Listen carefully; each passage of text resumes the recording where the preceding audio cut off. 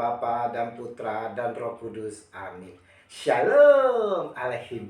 Berjumpa lagi dengan saya pada perenungan hari ini, tanggal 13 Januari 2022. Membuka mata dan hati bagi mereka yang dikucilkan. Bacaan liturgi hari ini diambil dari 1 Samuel 4 ayat 1 sampai dengan 11 dan Injil Markus 1 ayat 40 sampai dengan 45. Saudara-saudaraku yang terkasih di dalam kasih Kristus, pada umumnya saudara-saudara, orang sakit mencari kesembuhan tergantung dengan finansialnya, juga keyakinan masing-masing dari setiap orang. Mereka yang berada pasti mencari pengobatan ke rumah sakit yang terkenal, bahkan bisa saja sampai berobat ke luar negeri. Bagaimana yang finansialnya biasa-biasa saja atau minim? Mereka ini saudara-saudara biasanya berobat ke puskesmas memanfaatkan kartu BPJS.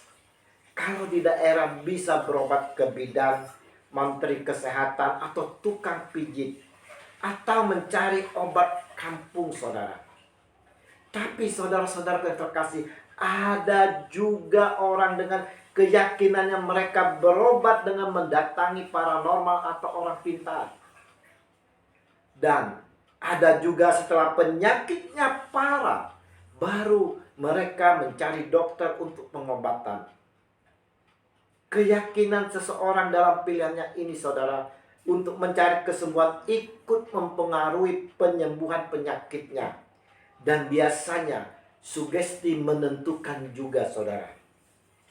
Kita melihat bagaimana keyakinan seorang penderita kusta yang ditampilkan di dalam Injil hari ini.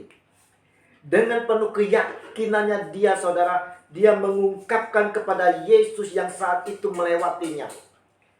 Sambil berlutut dia memohon, "Kalau engkau mau, engkau dapat mentahirkan aku." Markus 1 ayat 40. Adakah keyakinan ini di dalam diri kita kepada Yesus Tuhan kita saudara? Saya teringat di mana waktu itu cucuku baru berumur 3 tahun dan saya sedang sakit diare, berkali-kali ke toilet dan juga jantung saya lagi sangat nyeri, sesak lagi. Saya beristirahat, saya tidur sore hari. Waktu itu cucu saya melihat saya sedang tidur menahan sakit. Dia pun menopangkan tangannya ke dada saya dan berdoa dengan penuh keyakinan. Dia berdoa, "Tuhan Yesus, sembuhkan Opa jam 8 malam nanti." Amin. Oh haleluya saudara-saudara yang terkasih. Doa yang penuh keyakinan didoakan oleh cucu saya yang masih kecil. Dan Tuhan Yesus mendengarnya. Saya pun sembuh malam itu juga tepat jam 8 malam. Saudara-saudara yang terkasih, ungkapan si penderita kusta dan cucuku ini mengandung keyakinan penuh bahwa Yesus memang mampu menyembuhkan penyakit. Nah, saudara-saudaraku, adakah kita memiliki keyakinan penuh seperti penderita kusta dan cucu saya ini? Adakah kita memiliki keberanian yang penuh keyakinan seperti cucu saya ini? Jujur saudara, saya sendiri tak berani. Tapi saya belajar dari cucuku bahwa kita harus memiliki keyakinan yang sepenuhnya kepada Yesus yang mampu menyembuhkan, mampu melakukan segalanya. Dari keyakinan yang mendalam inilah saudara, Yesus Kristus Tuhan kita akan tergerak oleh belas kasih-Nya untuk mengabulkan doa-doa yang kita panjatkan kepadanya. Penderita kusta mengungkapkan, "Kalau engkau mau." Ini memperlihatkan saudara-saudara bahwa si orang kusta ini tidak meragukan kuasa Yesus sedikit pun. Bagi dia, kesembuhannya bukan tergantung pada apakah Yesus berkuasa atau tidak, melainkan apakah Yesus mau atau tidak. Sedangkan cucuku dengan polosnya mengungkapkan, "Sembuhkan Opa jam 8 malam." Bukanlah mau mendiktekan Tuhan, Tetapi keduanya memiliki keyakinan bahwa Yesus mampu dan mau karena Yesus berkuasa. Tentunya saudara-saudara yang terkasih, mereka mengungkapkan ini pastinya atas bimbingan Roh Kudus. Kita pun tahu bahwa penderita kusta sangat dikucilkan, dijauhi, dipinggirkan, dihina. Dan tentunya orang-orang seperti ini, saudara, hidupnya tidak nyaman, saudara. Di sekitar kita juga banyak orang seperti penderita-penderita kusta ini.